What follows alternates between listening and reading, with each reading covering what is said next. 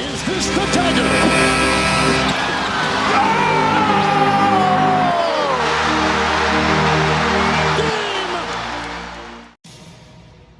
G'day guys, JB here, and Game 2 of the 2026 NBA Finals is in the books.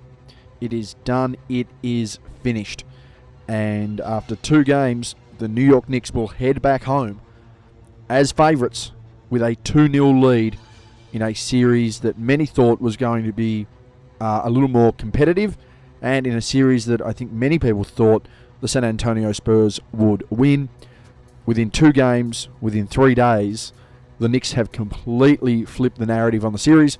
They've completely flipped the narrative of what this finals was meant to be in the eyes of many, and they are 2 wins away from their first NBA title in 53 years. The Knicks getting the win over the Spurs in Game 2 in a very, very good performance, one that I thought was more convincing than the scoreline suggested. It was a nice battle there from the Spurs to fight back, but I do feel New York had good control of this game. So let's get into it. Let's get into the review of Game 2, the 2026 NBA Finals. We'll give our usual brief run over of exactly how the game unfolded, a few points, my player of the game, and then we will go into it from there. So New York defeating San Antonio 105-104 in a game that, as I said, felt a little more commanding for the New York Knicks, but they were able to get the job done. The 3 key points for me there: another physical defensive masterclass all over the floor by the Knicks.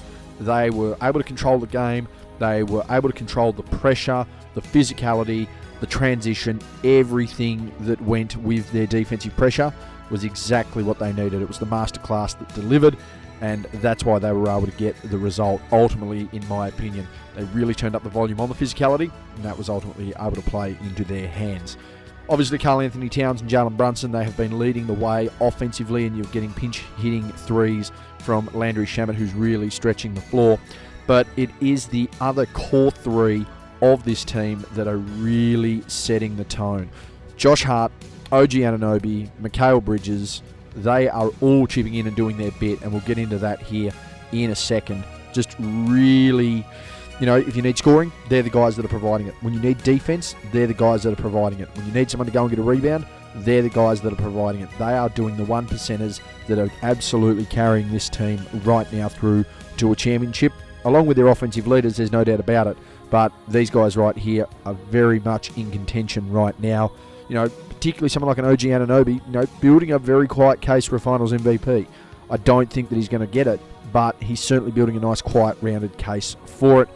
And ultimately, I think the thing right now that's reflecting for New York is their best moments are full team buy-in. When you see the extra ball movement, when you see other guys getting shots, when you see other guys chasing rebounds, they're not relying on 1 or 2 players to be able to deliver this result. They are a full team basketball effort kind of presentation right now. They are really getting in on top of it. As I said, those 3 guys I mentioned before, you're getting minutes out of Landry Shamet, really valuable minutes out of Landry Shamet. You then factor in that the bench is able to have a really solid rotation through, along with Karl-Anthony Towns and Jalen Brunson. And again, a full team buy-in is reflective when New York has its best moments, and that's been really crucial. For me, the best player in Game 2 was OG Anunoby. Very rounded, very efficient, no turnovers, 17 points, 4 rebounds, 3 assists, 2 steals, and 2 blocks. Getting it done all over, really making it a tough time for the Spurs. 50% from the field, 40% from deep, 100% from the free throw line. Massive game for him. Of course, plenty of other contributors there as well. You've only got to look across the board there. 21 points to Karl-Anthony Towns to go with 13 rebounds, 4 assists, that's 1 steal and 1 block. For the big cat, 8 of 12 shooting, 3 of 5 from deep, perfect from the free throw line. Jalen Brunson with 20 points, 7 of 25 shooting for him. It has been a tough one to watch at times, but when you add in 5 rebounds, 6 assists and 5 steals, he is trying to make up as much of a difference as he can. 20 points also to Mikal Bridges, huge game for him, 20 points, 6 rebounds, 6 assists and a steal, 8 of 13 shooting for him. And as I mentioned before, Landry Shamet pinch hitting where he can, 3 of 7 from deep, 13 points, 5 of 12 overall, and he's shooting over 50% from deep in these playoffs. Meanwhile, for the San Antonio Spurs, it was Victor Wembanyama leading the way. 29 points, 9 rebounds, 4 block shots, but it was the crucial turnover and just a few moments there down the stretch where you just felt he was a little behind the pace. Now, again, 22 years old, third year is in the finals. We've seen plenty of young guys not necessarily live up to the hype early on in the finals. But it's not necessarily the performance that's worrying, it's the execution down the stretch that's worrying, because even right now, having a bad series, someone like Wemby still looking at 29 points, 10 rebounds, 3.5 blocks. He's shooting 40%, he's turning the ball over at a high rate.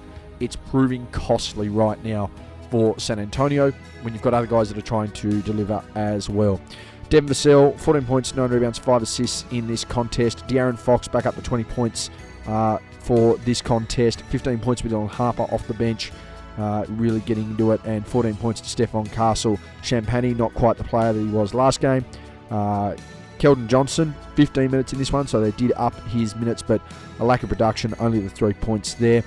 Luke Cornett pinch hitting with some side minutes as well, but it was a dominant display for New York. Going back through the first quarter, it did look like the Spurs were going to try and run over the top early, try and build a lead, and split the series 1-1. 34-25 in the first quarter.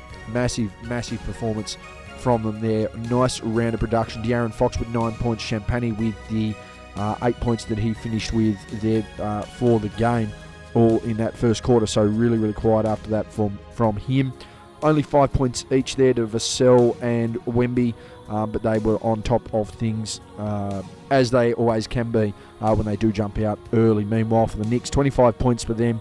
Only 3 of their 5 starters actually hitting the scoreboard. Brunson with 8 of his 20.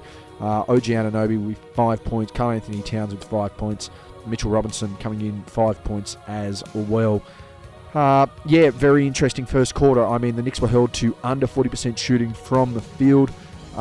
Their turnovers were up to 3. They only had 8 for the game in the first game, I should say. And things were just in control there for the Spurs. Plus 10 points as far as points in the paint were concerned. So really getting inside, utilising their size, a little bit of speed in transition as well. Spurs got out to a lead by as much as 10, obviously 9 points there at quarter time. And the Knicks really needed to do something. They needed to battle back. And that's exactly what they did. 31-18 in the second term. 12 points to Karl-Anthony Towns, 11 points to Mikal Bridges alone. Those two gentlemen combined outscoring the Knicks as it was, outscoring San Antonio as it was. Only the 18 points produced there. No scoring for the rest of the game from Julian Champagnie. Only 2 points from Victor Wembanyama. Stephon Castle with 5. De'Aaron Fox with 3. 6 to Devin Vassell, 2 from Harper. But overall, just a dominant display there from the Knicks. They went 10 of 21 from the field. They held San Antonio 4 of 21. So a massive turnaround there. 2 of 10 from deep for the Spurs compared to 5 of 13 for the Knicks. Just an absolute nightmare of a situation for the Spurs in that second term. Points in the paint suddenly swung around in the Knicks' favour. They scored more points on fast break baskets. You're holding a team under 20% anywhere in the field, whether that's 3-pointers or the field overall in a quarter, and you're going to have a pretty nice production there. But to hold the Spurs to 19% shooting at home, to wrestle away a lead at the half of 56-52, that's a really big swing right there. And overall, when you want to look at that as well, 6 more makes, despite the fact that you took the same amount of shots, and 6 more assists, despite the fact you took the same amount of shots. That's what I meant when we're talking about a physical defensive masterclass, and the best moments reflecting a full team buy-in there for the Knicks. Really nice performance for them. Third quarter, decided to have a little bit more pressure put on the Knicks as well. But in saying that, they answered really well. Again, holding the Spurs to under 50% shooting from the field, 9 of 19. They held them to 23 points. Victor Wembanyama coming out, big plays for him, 12 points there. That's exactly what he needed to do to step up. But there weren't many passengers coming along for the ride with him. 5 points to Stephon Castle, 3 points to De'Aaron Fox, 3 points to Keldon Johnson. It was the Wemby show trying to get back in control of this one. More spread of scoring right through the third term there for the Knicks. You saw 9 points from Mikal Bridges really leading the way. 4 from Karl-Anthony Towns, 5 from OG Anunoby. Brunson still struggling to score. from an efficiency standpoint, but getting 3 points up there.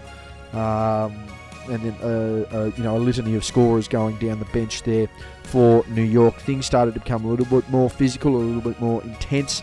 12 to 10 point paints there in favour of the Knicks, who did lead by as much as 11 going into that, or in that third term.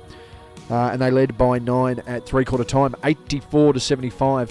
It was going to be a real concern, in my opinion, exactly what was going to happen. How was this last quarter going to unfold? Had the Knicks burnt all their fuel tickets? Was the confidence shot of these young Spurs? It's quite a margin to overcome in an NBA Finals game, particularly when you see how dried up the scoring can be. But the Spurs had one of, if not their best quarter of basketball so far in this series. In the fourth quarter, they actually outscored New York 29 to 21. They held the Knicks to under 30% from the field, under 30% from deep. They were able to get the ball moving. They were able to, produce a little bit more defensively. They were efficient in the way they scored. Victor Wembanyama, 10 points in the fourth quarter. Again, Champagny had all his points in that first quarter. He played a lot of empty minutes there compared to his first game. Dylan Harper with 9 points, 5 to De'Aaron Fox, 2 to Stephon Castle, 3 to Devin Vassell. But it just wasn't enough. Knicks holding on. Mikal Bridges and Karl-Anthony Towns scoreless in the last turn, but 7 from Jalen Brunson, 6 from Landry Shamet, 5 from OG Anunoby, and 3 points from Miles McBride as well, managing to get them over the line and just hold on by a single point, a free throw, in fact, that came after a very big turnover there from Victor Wembanyama coming down the floor. Stephon Castle turned his back to get running up the floor. Of course, Victor let go of the ball straight into the back there for Castle. They foul Brunson. He makes the free throw, misses the second, timeout taken, and Wembanyama unable to get a shot in when it mattered. And all of a sudden, a 105-104 game that sends things back to New York with the Knicks with a comfortable 2-0 lead, as you can see there on the screen. Plenty of historical significance around the Knicks right now. I mean, it's the longest drought for a championship currently in the NBA of teams to have won one, essentially not named the Rochester Royals. It's been that long for them. The Royals, of course, winning the Wedgie Championship for the Lakers dynasty back in the early 1950s. But beyond that, it has been quite some time for teams to have won a championship that, again, on a drought. And that's exactly what New York are. They are on a serious drought. Again, 53 years since their last title. I was only watching it back the other day. I did watch the 99 finals in preparation for this series. And you only had to look. In 1999, it had been 26 years since they had actually won an NBA Finals, and then all of a sudden, 27 years later, since they've been to the NBA Finals. So quite a significant time frame, between all of this for each team. 2 generations of Knicks essentially have gone through. 50 years of history has gone through, and you can see what it means to some of these guys that have played in these teams. When you go and look at the 1990s Knicks, when you go and look at the Patrick Ewing-led Knicks in 94, when you look at the Houston and Sprewell Knicks in 99, these are teams that were competing for titles. When you look at these other eras of New York basketball, of course, Carmelo Anthony joining after Amari Stoudemire in the early 2010s, the Knicks of the 80s that battled with Bernard King, and early Patrick Ewing. There's been a number of teams that just haven't had that chance to get there, and that's exactly what this New York team has a chance to do. 2-0 lead. It's a massive lead. It'll be very interesting to see exactly how it unfolds in New York. Tickets now reaching the point of a minimum 10,000 just to get in the back row of the Garden, which is ridiculous. It's going to be one of, if not the most expensive basketball game ever played. Game 3 until at least Game 4, when no doubt that will lift, especially if New York win Game 3. If New York win Game 3 and they are a chance to lift the Larry O'Brien Trophy in Game 4 at Madison Square Garden, $10,000 might be a bit of a laughable situation as far as getting into the Garden. So we'll see exactly how that's going to pan out. So a 2-0 lead right now to the New York Knicks. Finals MVP, I think, has to go to Karl-Anthony Towns right now. And the main reason being the efficiency side of things. I love the heart that Brunson has, but the inefficiency is proving costly at times. And you've only got to look today. If Brunson was efficient with all the shots that he's taking, not today, I apologise, for game 2. When you look at the inefficiencies that he's had in some of these games, if he was able to actually nail a lot of these shots, 28% shooting, 29% shooting for a series is unreal. In any era of basketball, by the way, I'd like to just preface that, in any era of basketball, let alone modern basketball, the team would be a lot further ahead. And the other thing you've got to factor in with Karl-Anthony Towns, he has played good defense on Victor Wembanyama. Wemby, shooting 40% from the field. Wemby, 5 turnovers a game. He's, averaging 30, but he's having to really force the issue there. And Karl-Anthony Towns is a big reason behind that. Mitchell Robinson having a big impact as well, but you do have to consider exactly what Karl-Anthony Towns is doing on both sides of the ball to really put the pressure on and to be really setting the tone for this Knicks team. So there you have it, team. That is my Game 2 review of the 2026 NBA Finals. The Knicks leading 2-0. They're heading back to Madison Square Garden. Karl-Anthony Towns may very well be a Finals MVP by the end of it, but funny things happen in the Garden. Funny things happen in the NBA Finals.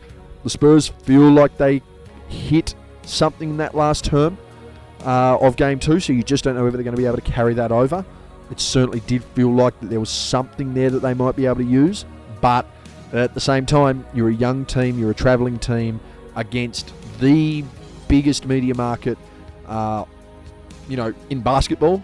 Good luck on the road. You're not necessarily going to get the calls that you had.